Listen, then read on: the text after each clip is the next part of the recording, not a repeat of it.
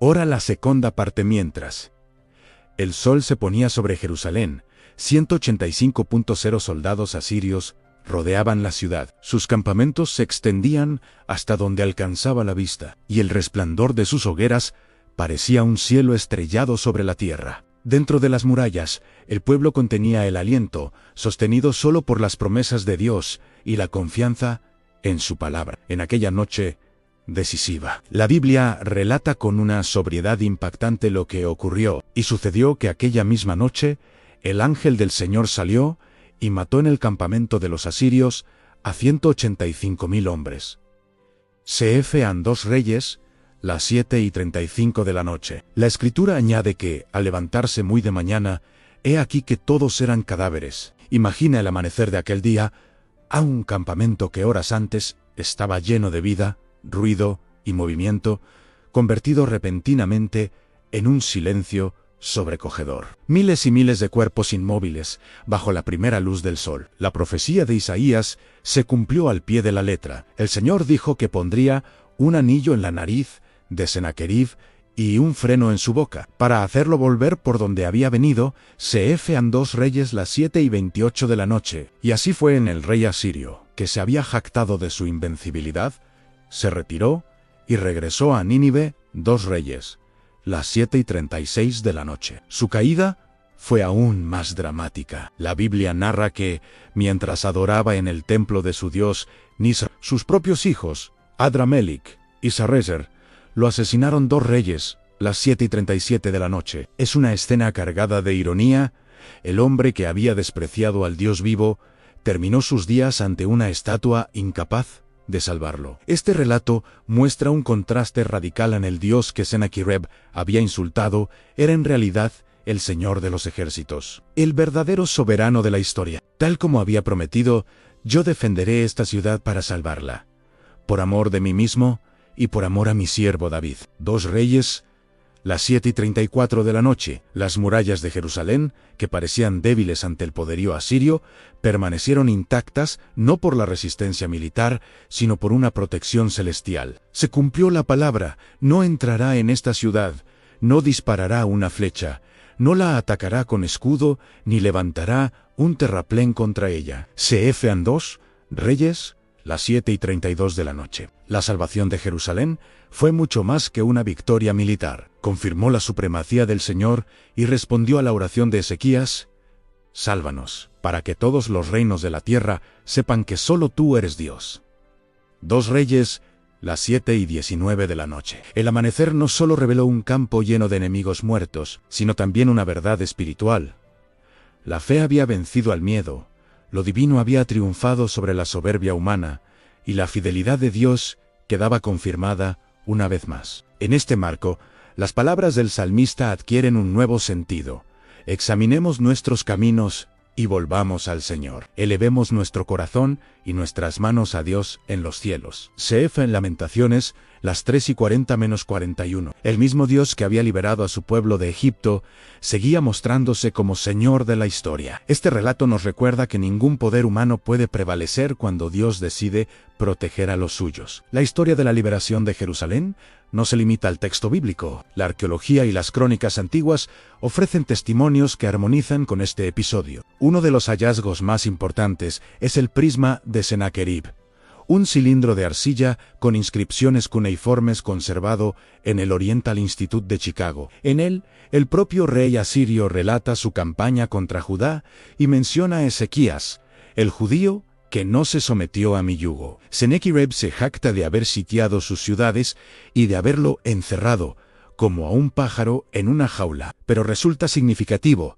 que no reclame haber tomado Jerusalén. Para un monarca acostumbrado a detallar sus victorias, este silencio es muy revelador y concuerda con el relato bíblico de 2 Reyes 19. El historiador griego Heródoto, considerado con frecuencia el padre de la historia, transmite también un relato curioso sobre un desastre que afectó a un ejército invasor, una plaga de ratas que, durante la noche, destruyó las armas y el equipamiento de los soldados. Aunque su versión difiere del texto bíblico, refleja la memoria de un suceso inesperado que paralizó una fuerza militar poderosa. Otras crónicas asirias y babilónicas confirman además el asesinato de Sennacherib a manos de sus hijos. Coincidencia que refuerza la credibilidad de lo narrado en 2 Reyes, las 7:37 de la noche, en Jerusalén. Las excavaciones han sacado a la luz pruebas de las preparaciones de Ezequías para el asedio, en particular el túnel de Siloé. Este túnel,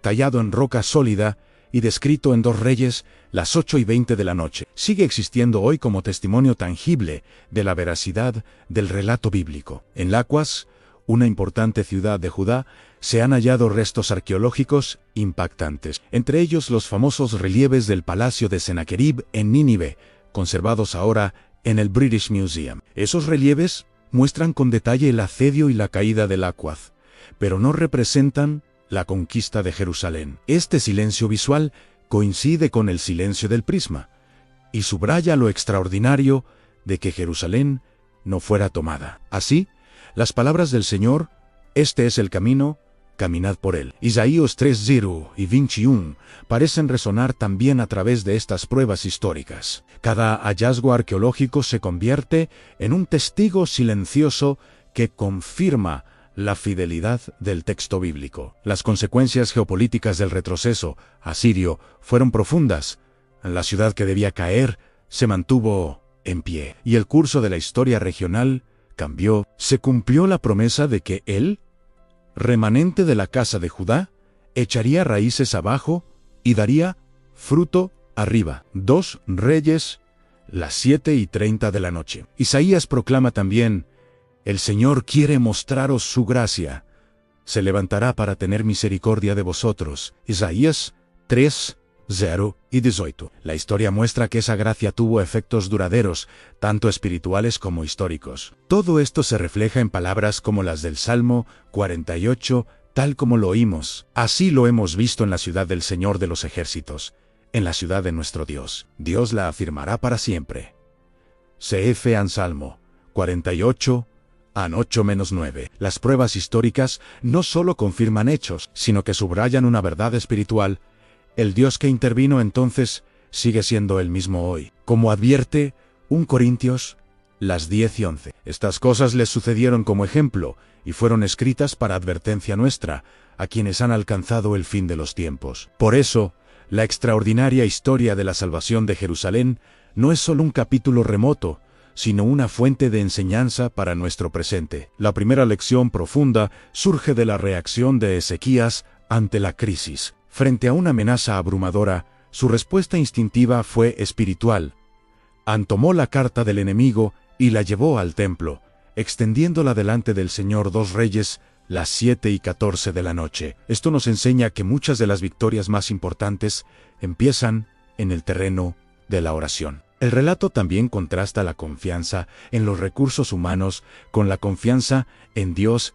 Sennacherib se gloriaba en la fuerza de sus carros y de sus ejércitos. 2 Reyes, las 7:23 de la noche, mientras que Ezequías animaba a su pueblo diciendo: "El Señor nuestro Dios está con nosotros para ayudarnos y combatir nuestras batallas". CF en 2 Crónicas 32:8. La fe verdadera se muestra superior a la seguridad puramente material. La historia advierte además contra el peligro del orgullo. Proverbios, las 4:18 de la tarde, nos recuerda: "Antes del quebrantamiento es la soberbia, y antes de la caída, la altivez de espíritu". El orgullo de Sennacherib no solo lo llevó a confrontar a un enemigo humano, sino a menospreciar al Dios vivo, con el resultado trágico que todos conocemos. Ezequías nos deja también una enseñanza sobre el equilibrio entre fe y acción responsable. Oró con fervor, pero al mismo tiempo fortaleció las defensas, construyó el túnel de Siloé y preparó armas. Esto concuerda con la enseñanza de Santiago, las 2:17.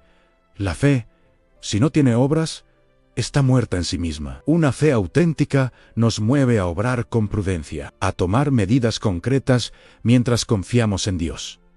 El relato enseña igualmente el valor de esperar en los tiempos de Dios. En aquella noche llena de temor, con el enemigo rodeando la ciudad, el pueblo tuvo que sostenerse en esta promesa: "En la calma y en la confianza estará vuestra fortaleza". CF en Isaías 3, la 0 y 15. La salvación vino en el momento exacto y de un modo que nadie hubiera podido prever. Otra enseñanza fundamental es que el propósito último de la liberación divina no es solo nuestro bienestar, sino la gloria de Dios. Ezequías oró: sálvanos, para que todos los reinos de la tierra sepan que solo tú eres Dios.